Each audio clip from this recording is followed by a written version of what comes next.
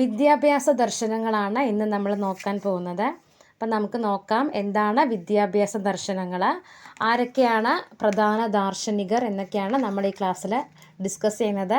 അപ്പോൾ എല്ലാവർക്കും വീഡിയോയിലേക്ക് സ്വാഗതം. എന്താണ് ദർശനങ്ങൾ അല്ലെങ്കിൽ ഫിലോസഫി നോക്കാം.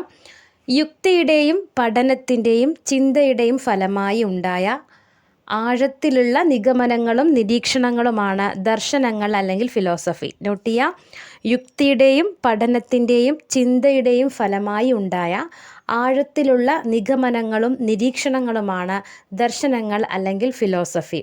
അപ്പം നമുക്ക് നോക്കാം പ്രധാനപ്പെട്ട ദർശനങ്ങൾ. ആദർശവാദം അല്ലെങ്കിൽ ആശയവാദം. ആദർശവാദം അല്ലെങ്കിൽ ആശയവാദം, ഐഡിയലിസം. ആദർശവാദം ഏതാണ്? ഐഡിയലിസം. നെക്സ്റ്റ് പ്രകൃതിവാദം അല്ലെങ്കിൽ പ്രകൃതി മാഹാത്മ്യം. അതെന്താണ്? നാച്ചുറലിസം.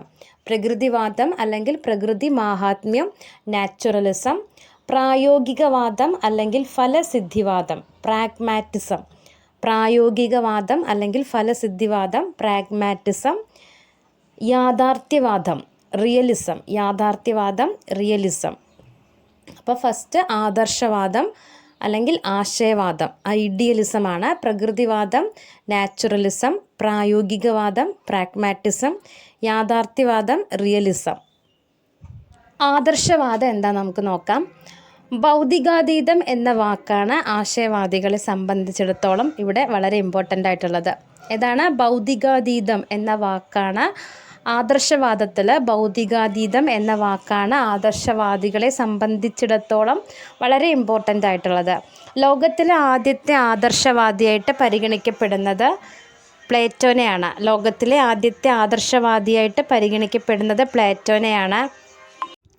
ആത്മീയ പരിണാമത്തിനാണ് ആദർശവാദം ഇമ്പോർട്ടൻസ് കൊടുക്കുന്നത്. ആത്മീയ പരിണാമത്തിനാണ് ആദർശവാദം ഇമ്പോർട്ടൻസ് കൊടുക്കുന്നത്. ഇവിടെ അടിസ്ഥാന തത്വം, ആദർശവാദത്തിൻ്റെ അടിസ്ഥാന തത്വം എന്ന് പറയുന്നത് ആത്മാവും മനസ്സും ആത്യന്തിക യാഥാർത്ഥ്യം. ആത്മാവിൻ്റെയും മനസ്സിൻ്റെയും ആത്യന്തിക യാഥാർത്ഥ്യമാണ് ആദർശവാദത്തിൻ്റെ അടിസ്ഥാന തത്വം എന്ന് പറയുന്നത്. അപ്പോൾ ആദർശവാദം എന്ന് പറയുന്നത് ഭൗതികാതീതമാണ്. ലോകത്തിൽ തന്നെ ആദ്യത്തെ ആദർശവാദിയായിട്ട് പരിഗണിക്കുന്നത് പ്ലേറ്റോനെയാണ്. ആത്മീയ പരിണാമത്തിനാണ് ആദർശവാദം ഇമ്പോർട്ടൻസ് കൊടുക്കുന്നത്. ആത്മാവും മനസ്സും ആത്യന്തിക യാഥാർത്ഥ്യമാണ് ആദർശവാദത്തിൻ്റെ അടിസ്ഥാന തത്വം. ഇനി നമ്മൾ നെക്സ്റ്റ് നോക്കാൻ പോകുന്നത് ആദർശവാദത്തിൽ വിദ്യാഭ്യാസത്തിൻ്റെ ലക്ഷ്യം എന്താ എന്നാണ്. ആദർശവാദികളെ എന്തിനാണ് ഇമ്പോർട്ടൻസ്, എന്തിനാണ് ഊന്നൽ കൊടുക്കുന്നത് എന്നാണ് നമ്മൾ നോക്കാൻ പോകുന്നത്. ആത്മീയ ജീവിതത്തിൻ്റെ സാക്ഷാത്കാരത്തിനാണ് ആദർശവാദികൾ ഊന്നൽ നൽകുന്നത്. ആത്മീയ ജീവിതത്തിൻ്റെ സാക്ഷാത്കാരത്തിന്, അതായത് ആത്മീയതയിൽ അധിഷ്ഠിതമായ വിദ്യാഭ്യാസത്തിനാണ് ആദർശവാദികൾ ഇമ്പോർട്ടൻസ് കൊടുക്കുന്നത്. ഇപ്പോൾ വിദ്യാഭ്യാസത്തിൻ്റെ പരമമായ ലക്ഷ്യം എന്ന് പറയുന്നത് ആത്മസാക്ഷാത്കാരമാണ്. ആത്മസാക്ഷാത്കാരമാണ് വിദ്യാഭ്യാസത്തിൻ്റെ പരമമായ ലക്ഷ്യം. ആത്മീയതയിൽ അധിഷ്ഠിതമായ വിദ്യാഭ്യാസത്തിനാണ് അവർ ഇമ്പോർട്ടൻസ് കൊടുക്കുന്നത്. അതുപോലെ സത്യം, സൗന്ദര്യം, നന്മ എന്നീ സാർവകാലിക തത്വങ്ങളെ ആദർശവാദം പ്രകീർത്തിക്കുന്നു. സത്യം, സൗന്ദര്യം, നന്മ എന്നീ സാർവകാലിക തത്വങ്ങളെ ആദർശവാദം പ്രഘോഷിക്കുന്നു. ഇവിടെ അധ്യാപക കേന്ദ്രിത പഠനരീതിയാണ്, ടീച്ചർ സെൻറ്റേർഡ് ആണ്. അധ്യാപക കേന്ദ്രിത പഠനരീതിയാണ് ഇവിടെ ആദർശവാദത്തിൽ. നോട്ട് ചെയ്യുക, അധ്യാപക കേന്ദ്രിത പഠനരീതിയാണ്. മനപ്പാഠത്തിനാണ് പ്രാധാന്യം കൊടുക്കുന്നത്. ആദർശവാദികൾ മനപ്പാഠത്തിനാണ് പ്രാധാന്യം കൊടുക്കുന്നത്. ഇവിടെ അച്ചടക്കത്തിനും നിയമങ്ങൾ അനുസരിക്കുന്നതിനുമാണ് കൂടുതൽ ശ്രദ്ധ. അച്ചടക്കത്തിനും നിയമങ്ങൾ അനുസരിക്കുന്നതിനുമാണ് കൂടുതൽ ശ്രദ്ധ. അതായത് കുട്ടിയുടെ വിനയത്തിന് കൂടുതൽ പ്രാധാന്യം കൊടുക്കുന്നതാണ് ആദർശവാദികൾ. കുട്ടിയുടെ വിനയത്തിന് കൂടുതൽ പ്രാധാന്യം കൊടുക്കുന്നു. അപ്പോൾ ആദർശവാദത്തിൽ വിദ്യാഭ്യാസത്തിൻ്റെ പരമമായ ലക്ഷ്യം എന്ന് പറയുന്നത് ആത്മസാക്ഷാത്കാരമാണ്. ആത്മീയതയിൽ അധിഷ്ഠിതമായ വിദ്യാഭ്യാസത്തിനാണ് ആദർശവാദികളെ ഇമ്പോർട്ടൻസ് കൊടുക്കുന്നത്. അധ്യാപക കേന്ദ്രിത പഠനരീതിയാണ്, ടീച്ചർ സെൻറ്റേർഡ് മെത്തേഡാണ്. മനപ്പാഠത്തിനാണ് പ്രാധാന്യം. ഇവിടെ കുട്ടികളെ അച്ചടക്കത്തിനും നിയമങ്ങൾ അനുസരിക്കുന്നതിനുമാണ് കൂടുതൽ ശ്രദ്ധ. കുട്ടിയുടെ വിനയത്തിനാണ് കൂടുതൽ പ്രാധാന്യം കൊടുക്കുന്നത്. അതുപോലെ സത്യം, സൗന്ദര്യം, നന്മ എന്നീ സാർവകാലിക തത്വങ്ങളെയൊക്കെ ആദർശവാദം പ്രഘോഷിക്കുന്നു. ഇനി നെക്സ്റ്റ് നമ്മൾ നോക്കാൻ പോകുന്നത് കരിക്കുലമാണ്. ആദർശവാദത്തിലെ കരിക്കുലം, പാഠ്യപദ്ധതി എങ്ങനെയാണ് എന്നാണ് നമ്മൾ നെക്സ്റ്റ് നോക്കുന്നത്. മാനവിക വിഷയങ്ങൾക്കാണ് കൂടുതൽ പ്രാധാന്യം കൊടുത്തിരുന്നത്. ആദർശവാദികൾ എങ്ങനെയാണ്? മാനവിക വിഷയങ്ങൾക്കാണ് കൂടുതൽ പ്രാധാന്യം കൊടുത്തിരുന്നത്. പാഠ്യവിഷയങ്ങൾ എന്ന് പറയുന്നത് മതം, ആത്മീയ പഠനം, ഭാഷ, സാഹിത്യം, ചരിത്രം, ഗണിതം, കല, സംഗീതം, സാമൂഹ്യശാസ്ത്രം, ഇതൊക്കെ പാഠ്യവിഷയങ്ങളായിരുന്നു.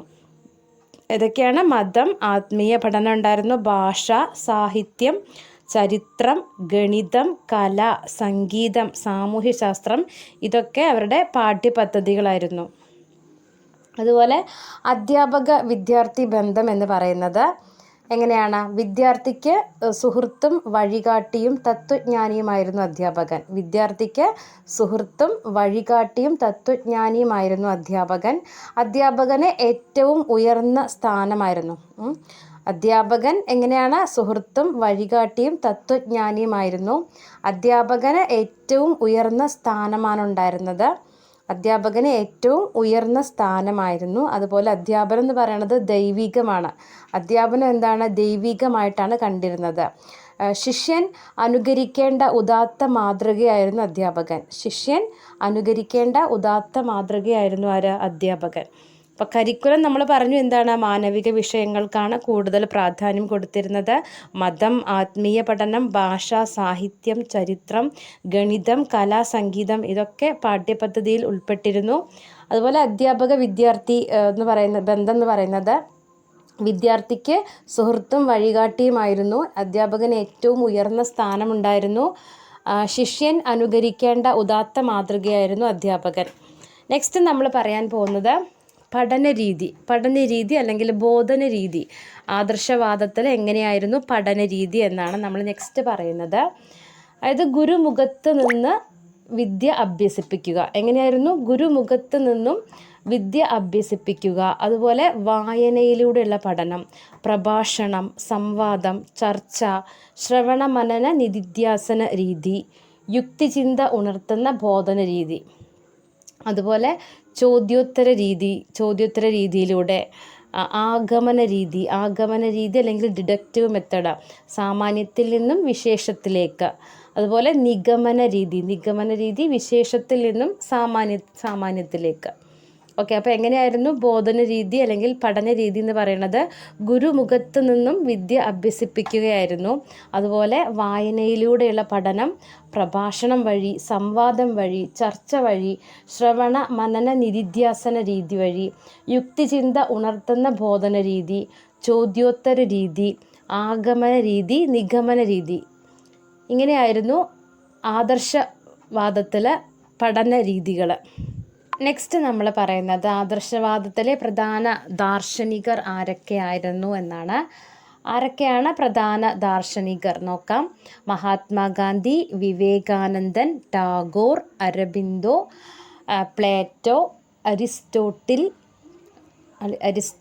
Comenius, Hegel, Swami Dayananda. ആരൊക്കെയാണ് പ്രധാന ദാർശനികർ?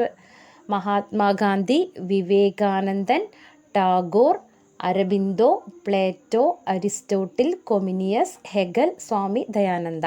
നോട്ട് ചെയ്യുക ആരൊക്കെയാണ്? Mahatma Gandhi, Vivekananda, Tagore, Aurobindo, Plato, Aristotle, Comenius, Hegel, Swami Dayananda. Okay, thank U.